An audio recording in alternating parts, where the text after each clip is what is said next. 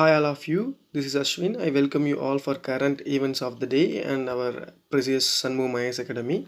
The topics for today's discussion are the hydrogen economy, New Delhi Dialogue 2021, ITCN training program, electronic nose to detect hydrogen sulfide from sewers, UNFPA releases State of World Population Report 2021. So these all are the four topics that we are going to discuss today. See, first enna government inaugurates the hydrogen economy New Delhi Dialogue 2021. So hydrogen is an important gas. We all know that.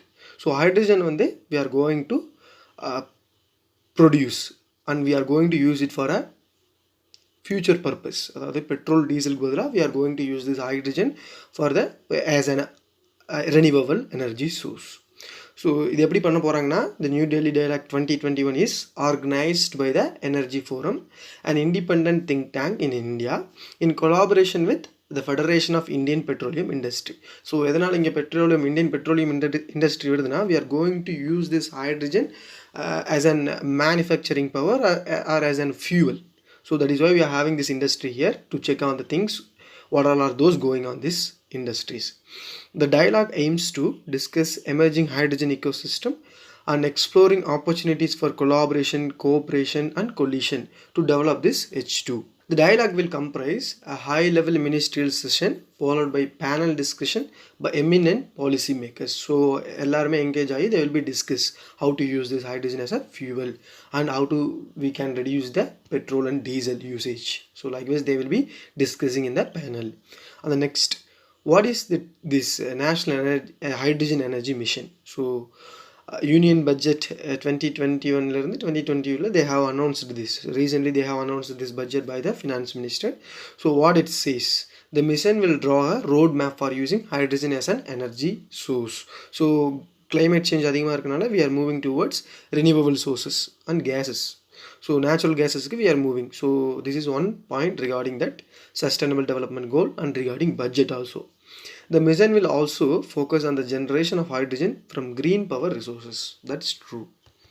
And the next one, ITCN training program has been launched. So National Institute of Urban Affairs in partnership with Bernard Van Leer Foundation. So this is a foundation. They have gathered together to launch this program called Infant Toddler Caregiver Friendly Neighborhoods Training and Capacity Building Program.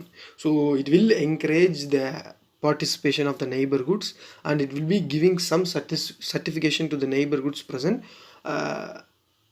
with the co-livers. The ITCN program is designed to build capacities of city officials and young professionals for developing neighborhoods within Indian cities that are friendly to young children and families. So this is a development program. They are going to develop எப்படின்னா ஒரு friendly relationship they are going to develop to immense participation of these neighborhoods who are having this care relationship with the children and families. So what is ITCN program? Under this program, city officials and young professionals, as we have discussed earlier, they will be participating under the modules of this program. The training is proposed to deliver through well-structured training modules. These modules are provided online through the National Urban Learning Program platform, that is NULP. So what is this National Institute of Urban Affairs? It was established in 1976. So each and every body is essential. So நான் என்னென்ன body சொல்கிறேனோ you just note it down because each and every body can be asked in the prelims view. So please note it down. What is the purpose of this body? So every institutional bodies will be having the purpose. So based on this purpose we have to note it down and we can use it this in either prelims or in mains. So this is the significance of this institute. The institute has utilized its competencies in research, knowledge management, policy advocacy and capacity building to address urban challenges. So caregiving is one of the urban challenge because most of the urban people are not homemade or homemakers. Likewise female are not homemakers. அவங்க வந்து females urban எப்படி இருக்காங்கன்னா they are not at home, they used to go work. So this caregiving program will enable them to go out and seek opportunities outside of their home with a good confidence. So that is why they are developing this program. about the National Urban Learning Platform is an initiative of the Ministry of Housing and Urban Affairs and National Institute for Urban Affairs. The platform aims to empower India's urban functionaries, administrators, elected representatives, civil society, industry actors, and other ecosystem players. The NULP also aims to empower them to build smart, inclusive, sustainable, and resilient cities. So, this is all about NULP and the child caregiving program. Next, it is an important topic regarding to hydrogen sulfide. Electronic nose to detect hydrogen sulfide from CVS. So scientists from Center from Nano and Soft Matter Sciences, which is present in Bangalore, has developed a new electronic instrument that is called as electronic nose. This nose will be detecting the presence of hydrogen sulfide.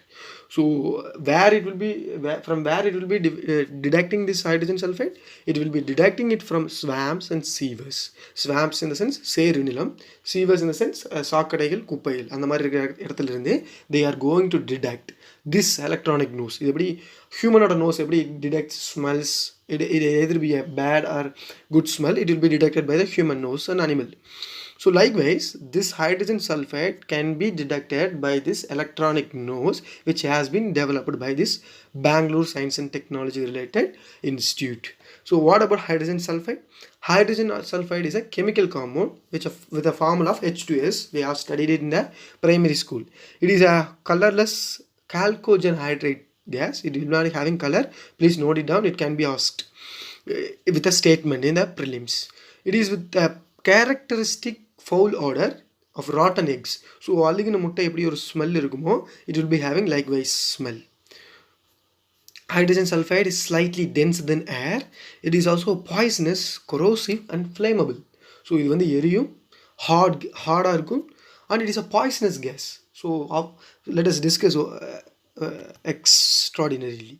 How is hydrogen sulfide is produced? Hydrogen sulfide is produced by the anaerobic digestion. Without anaerobic digestion, in the sense, this is a kind of digestion which takes place by the bacteria, fungus and other microorganisms. So microorganisms என்ன பண்ணும்னா anaerobic digestion பண்ணும். Anaerobic digestion அப்படின்னா it will be feeding on the material, any decomposing material, it will be feeding on that specific product or material. அந்த material சாப்பிடும்போது this bacteria will not be need oxygen. So without the presence of oxygen or without the oxygen, they will be doing this digestion process in the presence of hydrogen sulfide, or they will be releasing this hydrogen sulfide. So this is what all about this anaerobic digestion. So please make a note on it, how this hydrogen sulfide is being produced. It occurs naturally in crude oil, natural gas and hot springs. Hydrogen sulfide also occurs in volcanic gases, natural gas and in some sources of well water also. For example, our human body, மனுஷங்கள் கூட they are releasing this hydrogen sulfide in small amount as it uses a signaling molecule. In our body we are using this hydrogen sulfide as a signaling molecule. During sweating and respiration we are releasing this hydrogen sulfide, which is a poisonous gas. So when it is consumed in a minimum level, it is not a problem. When it is consumed in a higher level or more than optimum level, it will be affecting the human. Impact of hydrogen sulfide on health. So this is also important. On inhaling it, we will be having these effects, health effects like headaches, memory loss, even memory loss, மூளைச்சாவு கூட we can obtain. Problems with cardiovascular system, so நுரையீரல் பிரச்சனை வரும். However, many effects are seen even at low concentrations. So effects range from mild headaches to eye irritation to very serious unconsciousness and health. So coma stage கூட it will take us. So let us move towards a report, State of World Population Report 2021, which has been released by this United Nations Population Fund. So it is a flagship report, which means it will be having much amount of parameters. It will be including more than 50 countries. So likewise it will be a broad spectrum. This report will contain more than 50 countries. So let us discuss about State of World Population Report 2021. The State of World Population is an annual report published by United Nations Population Fund, UNFPA. focus of the report. Bodily autonomy is the first time the focus of the report. So they are going to look at on the bodily autonomy. What are the autonomous process we are having related to our bodies. So இப்போ ஒரு individual இருக்காரு, அந்த individual அவரோட உடம்புல ஏதாவது ஒரு முடிவு எடுக்கணும். Likewise, even haircut, likewise things. So any with regard to medical health, whatever it may be. So bodily autonomous எப்படி இருக்குன்னு they have identified through this report. It consists of violence or any other some other motivated nudging. யாராவது உங்களை ஒருத்தங்க வந்து change பண்ணுறாங்களா, அந்த மாதிரி bodily activities change பண்ணுறாங்களா அப்படிங்கிறதையும் they have noted down. Examples of violation of bodily autonomy. So how this bodily autonomy has been violated அப்படிங்கிறத this report has enumerated. So these are the reports of bodily autonomy by the UNFPA. Child marriage. So child marriageங்கிறப்போ she or he will not be eligible to marry. They will be below the age of 18. So it is also wrong thing. It can be done through motivating them to do. So bodily activities motivate பண்ணி பண்ண வைக்கிறது. Child marriage, female genital mutilation, lack of contraceptive choice leading to unplanned pregnancy. Yes, that is also true. Contraceptiveனா கருத்தடை அந்த மாதிரி இதெல்லாம் வந்து so male வந்து female force பண்ணி யூ ஹேவ் டு டூ அப்படிங்கிறது பண்ண வைக்கிறது. சில சமயத்தில் somebody is not doing. So bodily autonomy they are not giving. Unwanted sex exchanged for a home and food. So ஃபுட்டுக்காகவும் ஹோமுக்காகவும் they are spending their body and life. When people will with diverse sexual orientations and gender identities cannot walk down a street without fear of assault or humiliation. So this is also an obvious thing. You can know it by reading it. So what are the things that report says? So report has identified so many things. Like nearly half of the women from 57 developing countries. Please note it down. It is from developing countries, not even underdeveloped or not even this countries like South Africa and any other countries which is at most poverty. So 57 developing countries do not have the right to make decisions regarding their bodies. So in the 57 countries people either male or female does not having this own eligibility. So the eligibility illa they has been forcefully do the works which are related to bodily things. Contraception, as we have discussed earlier, contraception, seeking health care or even on their sexuality. Choices over health care. Only 55% of the women are fully empowered to make choices over health care, contraception and their ability to say yes or no to sex. So these are the worst things which has been notified by the UNFPA report which has been released by United Nations. Maternity care, pregnancy care, we can say it as pregnancy care. Only 71% வந்து தான் they are having this maternity care. 71% of the women only having this maternity care. Access to contraception. Only 75% of the countries legally ensure full equal access to contraception. Sexual health. Only about 80% of countries have laws supporting sexual health and well-being. So sex related laws கூட they are not implemented carefully and correctly in their government. Sexuality education. So this is also very less. Only 56% has been done. Let us discuss what is this UNFPA. So நான் சொல்லியிருக்கேன், I have told it earlier. நீங்கள் படிக்கும்போது you have to, if you are reading a report or index, you have to note it down who is releasing the report and what are the parameters in this report and what are the countries has been engaged and the rank of India. So these are the 5 things that you have to note before reading this report. So whatever it may be, you should be knowing who is releasing, what is the rank and what is the parameter. So this is essential thing. So here let us discuss what is United Nations Population Fund. UNFPA அப்படின்னா என்ன, FPA அப்படின்னா United Nations Sexual and Reproductive Health Agency.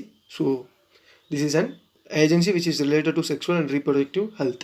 It aims to deliver a world where every pregnancy is wanted, every childbirth is safe and every young person's potential is fulfilled. So this is the objective of this institution or agency. So it is currently located in New York and the place United States. New York is a place which is presented in United States. So with this we wind up today's session. These are the 4 important topics from yesterday and today's current event. So please make note on it. 72 days from today for our prelims 2021. Thank you for watching. Let us meet you on tomorrow's session.